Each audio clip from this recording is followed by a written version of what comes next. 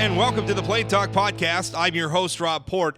Later on in the program, we're going to be talking with State Representative Tom Beadle. He's one of two Republican lawmakers sponsoring legislation to allow sports betting in the state of North Dakota. Now, last year, the U.S. Supreme Court made a ruling which essentially opened up. They said it was unfair for the federal government to prohibit sports gambling pretty much everywhere in the country except for a few places like Nevada. And so the Supreme Court struck that down, essentially opening up states like North Dakota to allow sports gaming. Now, state law in North Dakota currently doesn't allow it. Representative Beadle's bill would allow it if passed. Also, there's another bill, State Representative Jason Dockter, Republican from Bismarck. His bill would allow it as well. The only difference between the two bills is Representative Dockter's bill goes a little bit further, allows betting on amateur sports like collegiate athletics, as well as the Olympic sports. Representative Beadle's bill would be restricted mostly to professional sports. So, like Major League Baseball, the NFL, the NHL for hockey, things like that. Interesting discussion and timely, too, because the Super Bowl, I guess, is this weekend, which is something I found out during the interview, which just goes to tell you how much I care about football, which is very, very little. But that interview coming up a little bit later in the program. Before we get to that, I wanted to talk a lot of things going on in Bismarck this week. There's committee hearing, actually, as I record this, on the red flag bill. We've been talking about that on the podcast. That's essentially the bill that would create a mechanism through which either law enforcement or friends and family could initiate a proceeding against you to take your guns away if you're deemed dangerous. In fact, they would take your guns away first, and then you'd have to show up in court and prove that you're not dangerous. That's going on. But something else also, there is committee testimony in both a Senate committee and a House committee concerning legislation regarding the implementation of Measure 1. Now, Measure 1, for those of you who weren't paying attention, was on last year's ballot. It was approved by voters. And what it did is it created a constitutional amendment, creating an ethics committee, and then tasking the legislature with implementing all sorts of new restrictions on political activity. Now, those of you who follow SayAnythingBlog.com know I hated this amendment. I think it's terrible public policy. I don't think we need an ethics commission. I look at all sorts of states like Illinois, like New Jersey, heck, the federal Congress. They have ethics committees. Are they more ethical? I yet to see a direct line comparison between ethical governance and the presence of ethics committees filled with political appointees who are supposed to hold other politicians accountable. I just don't think it works. I think ethics works through transparency, an engaged public, and really, really good reporters. I think that's what works. Ethics committees, not so much. But the real bone of contention is over some of the restrictions on, or even just requirements put on political advocacy. Measure 1, the constitutional amendment, is so broad that it would essentially require that private individuals spending their own money to contact their lawmakers, or even not just lawmakers, even just state officials, like, I don't know, the insurance commissioner or the North Dakota Industrial Commission, which regulates oil and gas development in this state. If you contact them to advocate one way or the other and you spend more than $200, you're required by Measure 1, a plain reading of Measure 1, to file a report. Now, the thing is that Measure 1 isn't just immediately implemented as law. What Measure 1 does is it essentially directs the legislature to create laws to enforce its provisions. Now, Republicans have a bill in the House, and the supporters of Measure 1 don't like it so much. They say it's watered down and it doesn't go far enough. The one in the Senate was introduced by State Senator Tim Mathern, who was actually on the sponsoring committee for Measure 1, and that's the one Measure 1 supporters want. Really, I don't think the legislature, though, has any business implementing either bill. And the reason why I say that is because both bills are trying to implement a constitutional amendment that in and of itself is fundamentally, I think, unconstitutional. I think it puts unconstitutional burden on the ability of private citizens and private groups to exercise their First Amendment rights to engage in political activity. And what's interesting is actually this week, two groups, one from each side of the ideological divide, actually issued press releases opposing the implementation of Measure 1. For instance, one, I would say the ACLU. I think most people perceive the ACLU as being ideologically to the left. They sent out a press release, and they said, I quote, "This bill isn't just about election-related speech. It could also apply to speech intended to influence state government actions.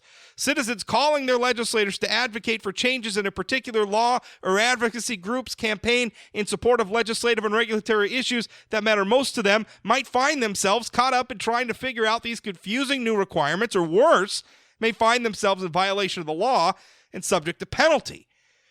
Requiring large or small advocacy groups and nonprofit organizations to disclose their donors when they speak about controversial issues like gun rights, religious liberty, or abortion would result in less speech on those issues," said Heather Smith, executive director of the ACLU of North Dakota. "That is a clear harm to public discourse and a result directly opposed to the values embodied by the First Amendment. To protect the First Amendment speech and association rights of North Dakotans, the state should include precise definitions limiting the application of this law to, quote, express advocacy of the election or defeat of a candidate for office or the adoption or rejection of a statewide referendum or ballot initiative." You can read there. I linked their full press release from sayanythingblog.com if you want to read that. Another group, the Institute for Free Speech, they also sent out a press release today, basically taking the same position. Now, the Institute for Free Speech, if you haven't heard of them, they're considered to be right of center. Their founder is actually a Republican. They said in their release, I quote, "The House Ethics Committee is currently considering legislation, HB 1521, to implement Measure 1 as approved by voters. However, Measure 1 contains severe constitutional flaws. The measure imposes vague rules on individuals and groups that wish to speak about public matters in state government. Many of these rules are likely unconstitutional. HB 1521 does not and cannot fully resolve Measure 1's constitutional problems. While the Legislative Assembly has an obligation to implement the measure, it cannot ignore our First Amendment rights to speak and publish. Ultimately, the courts, as well as the legislature, will likely play a role in determining how Measure 1 is adopted into law," said Institute for Free Speech Legal Director Alan Dickerson. Now, the thing here is I'm not sure that I agree that the legislature has a duty to implement Measure 1 simply because it was approved by the voters. I don't think any lawmaker has the duty to vote for policy that they feel to be unconstitutional, whether it was originally approved by the voters or not. Now, what that sort of statement tends to provoke from a certain crowd of people who, including, by the way, the Fargo Forum editorial board, which I talked about on a previous episode of this podcast and wrote about at sayanythingblog.com, there were a lot of people, even some who opposed Measure 1 when it was on the ballot, who are now saying, well, the people voted for it. The people approved it. Therefore, we got to make it law. And I'm here to tell you, election outcomes are not, they're not, they can be criticized. Election outcomes, they're not above criticism. They're not above pushback. I mean, imagine for a moment, let's create a different context. Imagine that the voters in this time where people are so skeptical of the news media, imagine that we passed a state constitutional amendment that said that all journalists had to have their stories approved by some sort of a government agency before they could be published. And let's say that a majority of North Dakota voters voted for that policy and put that in our state constitution. Well, clearly that's unconstitutional. And I'm pretty sure the state's newspaper editorial boards would not be out saying, well, the people voted for it, now we got to implement it. Of course they wouldn't be saying that. But yet some reason Measure 1, which was so clearly unconstitutional to people like the Fargo Forum editorial board and others who are against it, but who are now saying, well, it passed, it must be what the people wanted, I guess we ought to do it. What if the people passed a referendum reinstituting slavery in North Dakota? Would we just, the people passed it, I guess we got to do it? No. If it's bad policy, it's bad policy, and it ought to be resisted. And the legislature, I don't think, has any duty to implement bad policy passed at the ballot box. And frankly, I don't think that the legislature should. I don't think the House ought to pass their bill. I don't think the Senate ought to pass their bill. The one piece of legislation related to Measure 1 that ought to be passed was introduced by Speaker of the House, Lawrence Clemeen, who essentially it's a resolution to study whether or not we ought to implement Measure 1 at all. And what I take his resolution to be is kind of just pushing a pause button on the whole thing so that this matter can be litigated by the courts. But Measure 1 it's terrible. On the whole, is terrible policy. Now, the Ethics Commission, although I'm against it, I don't think it's unconstitutional. I think that could probably be implemented. That would probably just fine. I don't think it's going to accomplish much in the way of ethics. I think it'll accomplish a great deal in terms of, creating a venue for political point scoring and political score settling. But whatever. It's not unconstitutional. I guess that is what it is. I wouldn't vote to implement it, but it is what it is. But the rest of it, the unconstitutional portions, no. The legislature should not implement it. I mean, listen, when you have two groups, one from the right, one from the left, the ACLU and the Institute for the Freedom of Speech, both coming out and saying Measure 1 is unconstitutional. Measure 1 represents a potential threat to people being able to engage in the political process. When these two groups are saying, listen, this will chill political speech in the state of North Dakota, I think our lawmakers have a duty to listen to that. I think our lawmakers have a duty to say, hey, wait a minute, is this actually good policy? Unfortunately, what's obscuring that is this fetish people have for the initiated measure process, as if policy passed by the voters must be good. Right? If a majority approves of it, it must be good. Which I have to laugh at all of the people, like all the Republicans who are saying it, who are upset when Barack Obama won the popular vote nationally, right? Or when vice versa for Democrats when a Republican wins. Right? I mean, if we're supposed to believe that the vote, the will of the people, the majority vote is just beyond question, give me a break. Of course, it's not beyond question. The majority has held unpopular views in this country at a lot of different times. There was a time in this country where a majority of people living in the South supported slavery. There was a time when you probably, I don't know that there were any public opinion polls, but certainly it was the policy of the United States of America to inter Japanese Americans and German-speaking Americans during World Wars I and World War II. Now, these were policies. Now, it doesn't matter whether or not they have popular support or not. If they're unconstitutional, they're unconstitutional. Full stop. So Measure 1 continues to be a problem. It continues to be unconstitutional. And I think we need to set aside this whole rigmarole about how it was implemented by the people. That doesn't matter. If it's bad policy, the legislature has no business implementing it.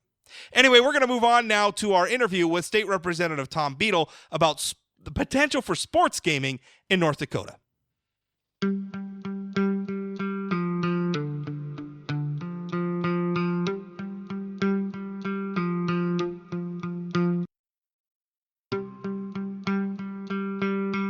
State Representative Tom Beadle joins me now. He's a Republican. He's from Fargo, and is in fact one of two Republicans to introduce legislation to legalize sports gambling or sports betting. I'm not sure what term of art we're using here. Sports betting, I guess. I'm looking at his bill, House Bill 1295. The other bill, and Tom, I had to actually pull both bills up and click back and forth before I realized the difference between the two. The other bill introduced by State Representative Jason Dockter, Republican from Bismarck. Basically, the difference between your two bills, yours is restricted to professional sports. Representative Dockter's bill includes collegiate sports, correct? That would be correct. Now, first of all, let's just start top level. Why does North Dakota need this? Sure. So this is all coming about as a result of the Supreme Court decision that happened in May of last year. So last year, the Supreme Court ruled 6-3 and said states are allowed to authorize and operate sports betting and regulate it at the state level. Prior to that, there was a few exemptions: Atlantic City, Las Vegas, in the state of Nevada. Those were a couple of areas where you could do legal sports betting. These are the betting where you look at a game like the Super Bowl that's taking place this weekend with the Patriots and Rams, and you got a 2.5 point spread supporting the Patriots there. Somebody, betting on that game, deciding if the Patriots were going to win and cover the spread, or if the Rams were not, that's an example of a sports bet. This is something that people have known about for decades. It's common practice. It's been going back to the times of, in Roman days when they would bet on the chariot races and stuff. So it's not something that's a new concept, but what's new is just being able to offer it at the state level across the country. That since we've had that Supreme Court decision, then you've seen a number of states work to start enacting that legislation to be able to regulate it at their level. In North Dakota, we have restrictions on any sort of gaming. We have two areas under our Constitution where you can have gaming take place. One is through a lottery. That was passed by the citizens through a ballot measure about almost 2 decades ago. And that allowed us to enter into multi-state lottery compacts so we can offer games like Powerball, Mega Millions, Lucky for Life. Some of these games that have proven to be incredibly popular here in North Dakota. And we actually just had our first $1 million winner from one of those games here just a couple weeks ago. Now, with the other option that we have is charitable gaming. And that's much more regulated, much more restricted. And what that is a regulated legal charity that falls under the nonprofit status with the federal code and federal tax code would allow you to set up a site, usually in partnership with somebody in the hospitality industry, a bar or restaurant, and you will set up, gaming stations there. These are the areas that have pull tabs, have blackjack, games like that. And what this would do, and what these bills are doing now, is, following the trend of having the discussion on sports betting, what this does is expands that and makes that an offering for our charities. Right now, there's some charities that are able to do pari-mutuel horse racing, so you can bet on horse racing in North Dakota. And there's charities that would allow you to do sports pools, which is where, you buy a square, and then they run the numbers across the top and across the side. And if at the end of the quarter, into the half, or into the game, the number ends in a 9 and 6, and you have that square, then you win for that round. That's currently allowed and offered, but it's not widely accepted or widely utilized. This would just give an additional gaming choice and get an additional revenue option for our charities to take advantage of. So essentially, right now you walk into, say, a bar, and you're right. There's a corner. Some sort of a charitable outfit is running, and there'll be like a blackjack table, maybe like a spin wheel, pull tab, stuff like that. That's a thing already. Yep. Basically, and when I look at your bill, like most of it is just inserting sports betting into the existing code. So basically, if this passed, what we would see is maybe another table in that section of the bar or the restaurant or what have you, where you could go up and make a bet on who's going to win the Super Bowl. Yep. Yeah, that's effectively what you're going to look at. We're leaving this really open right now. Charitable gaming is all regulated by the Attorney General's office in North Dakota. We're not changing that at all. That stays the same here. Charitable gaming has all sorts of auditing requirements and everything else to make sure it's done right. And then the spaces that are rented out in those bar areas, they have to pay, per square foot or per machine and provide revenue back to the hospitality industry in order to help cater those, have people there to staff those gaming areas and everything.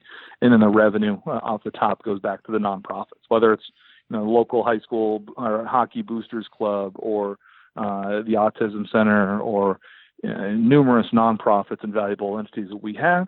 They run and operate, and the revenue that we generate from those charitable gaming sites all goes back to them. Some charities choose, to have a couple of games. They'll have blackjack and pull tabs, or they'll just have pull tabs at the site. Some will have a little more options. If you go to Blarney Stone and Bismarck, for example, they've got some electronic pull tabs and things upstairs that are all going to cater one of the charities here in Bismarck Mandan area. So they offer a few more gaming options. All this is doing is if a charity wants to have the option of adding sports betting to their offering of charitable games for revenue purposes, this would make that permissible. Now, I mentioned Representative Dockter's bill, and his bill, by the way, if people want to look it up, is House Bill 1254. Your bill is House Bill 1295. And really, there's no difference. Basically, the only difference is his allows gambling on collegiate. Now, let me ask you that question. Why not gambling on collegiate sports? Well, I knew Representative Dockter. I knew Doc was working on the bill as well. I knew he had the option that was going to make it available for, all of the athletics that people would regularly look at betting on. Right, and I said collegiate. NDSU. Yeah, I said collegiate, but he, as I read this, actually, it's all amateur events basically. So I mean, that would include like the Olympics, I would imagine too. Correct. Yeah. I don't believe high school is offered within that one, but yes, it would open it up for more level of sports aside from just mine. Mine is just professional, where they're receiving compensation for paying. The reason why I did that is I knew Doc had his bill going, and I knew that was going to provide us with an option to look at for these additional offerings. But I also knew that there was the potential for some pushback, in particular from like NDSU and UND, really the only two colleges that have athletic programs that people would be looking at betting on in any sort of significant way. And knowing that the NCAA has been against gaming and against betting for many years, I just assumed that there might be some opposition coming from those areas. And I wanted to give us the option to only offer it through the professional venues, which one, takes away one of the major opponents to this idea, and two, puts us into the realm so that we're not dealing with, sports or teams in state where you might have the perception that there might be tampering with the outcome of a game, which has always been the fear with betting across the country, where you've seen groups like the NFL and NBA have opposition to it because they would have, in the NBA, they had refs that were possibly going to swing games, et cetera. And so they've always put bans on their players making bets on the games. Pete Rose comes to mind for that for Major League Baseball. And knowing that we don't really have professional sports offerings in North Dakota, there's some minor ones, but they're not really ones that anyone's going to put a betting line on. Only having it as professional takes away any of the potential for tampering. I can understand that. Although, to be honest with you, it seems like from time immemorial, people who want to bet on these things are betting on them. I mean, they absolutely are. Organized crime. Nowadays anyway. Yeah, I mean, organized crimes. I mean, not that I think there's mobsters out there taking bets on NDSU. Maybe there are. I don't know. I hope not. But if people want it to happen, if there's demand for it, it's going to happen, whether we allow it or not. Let me make sure I understand how the status quo works. Some sort of a charitable group, they get most of the revenue from a given gambling enterprise. A cut of it goes to whoever's playing host, so the bar or the restaurant or whatever. They get a little. They'll pay rent to the host. They'll get some remuneration there. What's the state's cut out of this? Yeah, I'd have to double check. I know for the most part the state's out of it. We have some permitting fees that go into it that help cover the auditing and costs and our costs for operating and administering and ensuring consumer protection, and that the charities are actually doing what they say they're going to do with the funds, et cetera, to make sure that we have valid charities operating these sites. So we do have some licensing and permitting fees in there. But outside of that, the state for the most part stays out of it. The reason I asked that question is because there was a committee hearing earlier this week on these bills.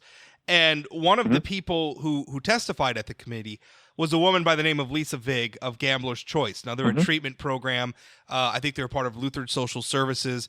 And they basically deal with gambling addiction. And her objection to your legislation is there's no revenues in it for gambling, for basically for their groups to help. If we're gonna expand the amount of gambling that's allowed, then her argument is, well, then maybe we need more funding for gambling addiction.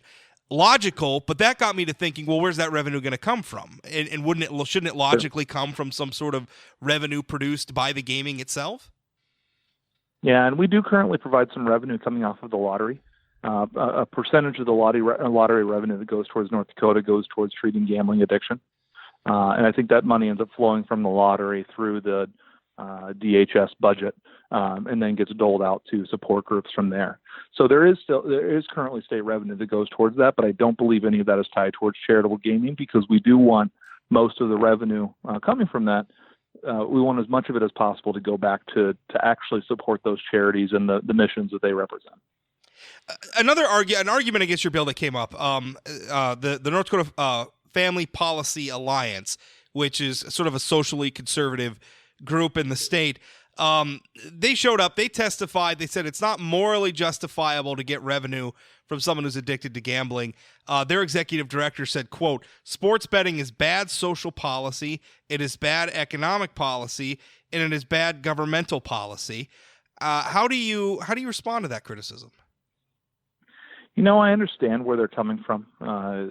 Organizations like them and Catholic Conference both came out in opposition to the bill. You always have people out there that are dealing with addiction, whether it's alcohol, drugs, or gambling, or what have you. There's always people that abuse what's out there and what's available. And so absolutely people need to do it responsibly. And we don't want to build our state's budget assuming that we're going to have people playing into an addiction and spending money recklessly. That's not how we try to build a budget. That's not how we try to generate revenue. And that's not the intention of legislation like this. This is purely a way of, if somebody wants to offer it as part of their charitable gaming package, as what they see as additional revenue above and beyond their other revenue streams, this might just be an option. As you said before, and as we all know, people are making bets. They're always, wagering on this or that. Governors are making it so that other people have to wear team jerseys, or they're sending box of steaks or whatever to, other governors based on the outcomes of games. We're already doing this. All this is doing is putting it in statute and allowing us the opportunity to do it in a legal way that has, auditing and responsible administration of it, so that we don't have anyone being taken advantage of. Yeah. While we can certainly provide more revenue and funds to go towards the addiction therapy and treatment, we are putting a lot from the lottery as well as through DHS. And certainly we want to make sure that, people that do have a problem are staying away as much as possible, because everyone needs to act responsibly, whether it's this or alcohol or anything else. We need to treat everything with caution. I generally have that attitude about a lot of things. If people are just going to do it anyway, let's find a way for them to do it out in the sunlight. And I would rather deal with the problems right in front of us than to have people sneaking around, having to go to bad actors or criminals or what have you, who may abuse them, who may use the fact that the activity is prohibited to take advantage of people. So let me ask you this: is there a component here of competitiveness, wherein, obviously, I don't know what Minnesota's going to do on this. I guess I haven't checked in with what sort of legislative, because the Supreme Court just ruled on this. So I don't know where Minnesota's at. Yeah, they ruled in May. Minnesota, I know, has a bill, but the Indian tribal gaming's coming out pretty strong against it there. Yeah. They've been silent here so far, but they're coming out pretty strong in Minnesota. I don't know if they're going to pass it this time. Well, we'll see. But, eventually, I would imagine, now that the Supreme Court's weighed in, they've loosened this up, whether it happens this year, whether it happens 5 years down the road, eventually we're going to see more of this, and our neighbors are probably going to loosen this up down the line. That's usually how this goes. Yeah. Is there a competitive angle to this, to say, bars and restaurant tourism's a big thing for North Dakota. We want people to come here to hunt, to fish. Sure. I don't know that a lot of people come to North Dakota specifically to gamble, but I have a feeling that, like, our bars, our restaurants, our hotels, they're going to say, listen, if people can do this in other states, we want to do it here too. Is there a competitive angle to this as well? For sure. I don't know how big of the competitive angle there is. As we were first looking at sports betting policies taking place across the country after the court ruling, there was kind of a rush from states to get some proposals at least announced and out there and being discussed. I think 8 states so far have already adopted, and I think about 20 states are currently in the process of discussing. I think South Dakota was looking at it, but they were looking at it very specific South Dakota, to, like, Minnesota. A number of them are very specific to, like, Dakota Deadwood. I think stuff to Deadwood. Yeah, they're very limited in gaming in Deadwood, and that has really become a tourist destination because of it. I don't think people here necessarily are coming here for charitable gaming. There was pushback in a race nationally, because then you could set up online betting places and you can get large vendors that are operating the stuff nationwide. You could be the place where you're setting it up for them, and you could get the headquarters for some of these big sites, like think DraftKings and stuff like that. That's not really something that would happen in North Dakota based on our charitable requirements. But where it could be from a competitive nature is for our border cities, looking at cities like Wahpeton, Grand Forks, Fargo, that all have prominent Minnesota cities immediately across the river from them. if you have additional options available on that side of the river versus this side of the river, you might see some patrons going to that side for that additional option, and then visiting those hospitality establishments there instead. But I don't know how much of a factor that's going to actually end up playing. What does this mean for online sports gaming? And I know you just went into that a little bit, and some of it, people want to become, the home to DraftKings. And I feel like that arms race is going to get settled pretty quickly because there's only so many places those companies are going to headquarter anyway. But they've pretty much already set up shop. I know our existing statute already set up in the shops in the big states. Yeah, our existing statutes don't really allow for online gaming, but what does this mean in the context? I mean, would that be possible down the road in North Dakota at some point? Where, can North Dakotans really, now? We have a constitutional restriction there. Okay. Really, it's a constitutional restriction is our problem because of the charitable component that we have for gaming. I don't think it's viable or possible to really do any sort of online gaming. I don't know if there's anything prohibiting that within current statute. But certainly if you're setting up a large-scale operation, you don't tend to do it with a charitable bent in mind for those sort of endeavors. And with the fact that our Constitution limits us so strongly to the lottery or nonprofit, unless we had a constitutional amendment change, we're probably going to be, not competing in that arms race. I don't have any sort of a moral objection to gambling. I just don't do it because I prefer to just spend my money on sure things, I guess. Yeah, there's better ways to spend your money. When I go to the bar, when I buy a beer, I just get a beer, and I'm okay with that transaction. I don't need any more risk than that. But let me, is it, in understanding that neither you or I are lawyers, and please do not take anything we say as legal advice, but can North Dakotans go on an online site now and gamble? Could you go on to a website now and make a bet on the Super Bowl? So I don't know. I don't know for sure on that one. I know, about 2 years ago, before the Supreme Court ruling, there was a few states that authorized, online gaming in terms of poker, sports betting, et cetera. And really it was confined to like New Jersey and Nevada. And one of the big things that came up and one of the problems they ran into is in order to legally bet on an online poker, et cetera, you needed to have it where the state was perfectly geofenced and your IP address or anything needed to be pinged within there, and your residential address needed to be pinged within there. And if you were from outside of the state, which in New Jersey, they ran into issues with people in Pennsylvania or New York or, those sort of surrounding states placing bets, they really restricted it on there. I don't think that this has opened up nationally to having it. There's certainly places that people do go and bet, but they're always suspect to all of a sudden the lights got turned off and that computer's not working. It's the same with how people would bet and play online poker for forever. There was always a risk involved with that. So I don't know if that's legal. I don't want to say one way or the other, but I don't believe it is. One thing that kind of came up, and we're going a little long here, but one thing that occurred to me is when we say sports betting, I mean, is it on anything? I mean, can you bet on who's going to be the Super Bowl halftime act? I mean, can you bet on the coin toss at the beginning? I mean, what's the limit on that? People do. If you go to Vegas, you can bet on just about whatever aspect of the game you want to bet on. You can bet on what team's going to wear the white jerseys and all that, and and some of that stuff gets a little nuts in terms of how people do it. When we're dealing with something at the scale like this, you're looking at, you need to have somebody if somebody's going to place a bet, it needs to be a line that the vendor or the provider is willing to offer.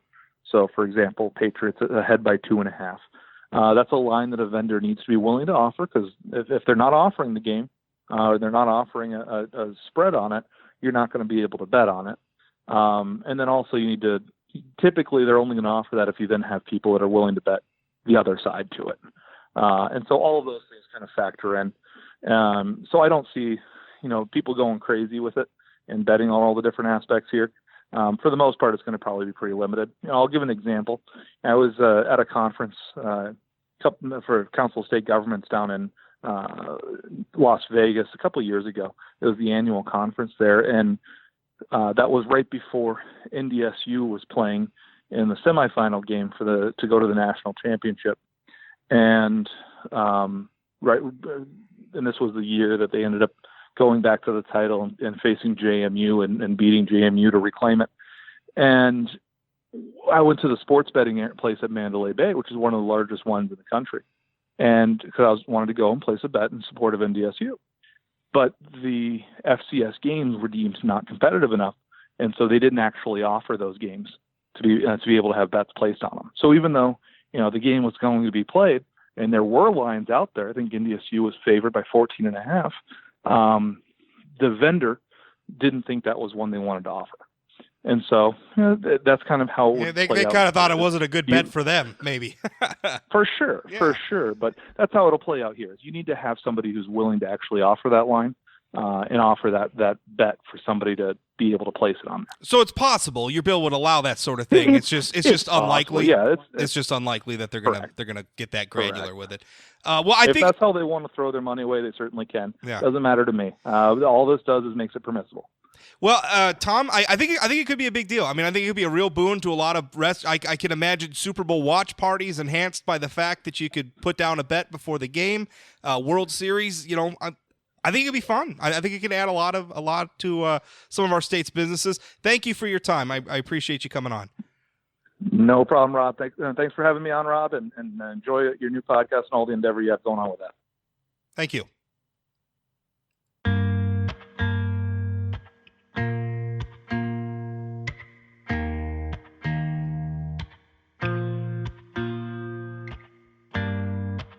That's it for today's episode of Plain Talk. Remember, new episodes come out Monday through Friday. If you want them delivered directly to your devices, you can subscribe. I have a whole page dedicated to describing how to do this. If you're new to podcasts, if you go to sayanythingblog.com, there's a link at the top. It's Plain Talk Podcast. Click that. There's the RSS feed link there if you need to plug that into the podcasting app or platform of your choice. There's also links if you want to subscribe via Google Play Music, Google Podcasts, Spotify, the iTunes Store, a whole bevy of them.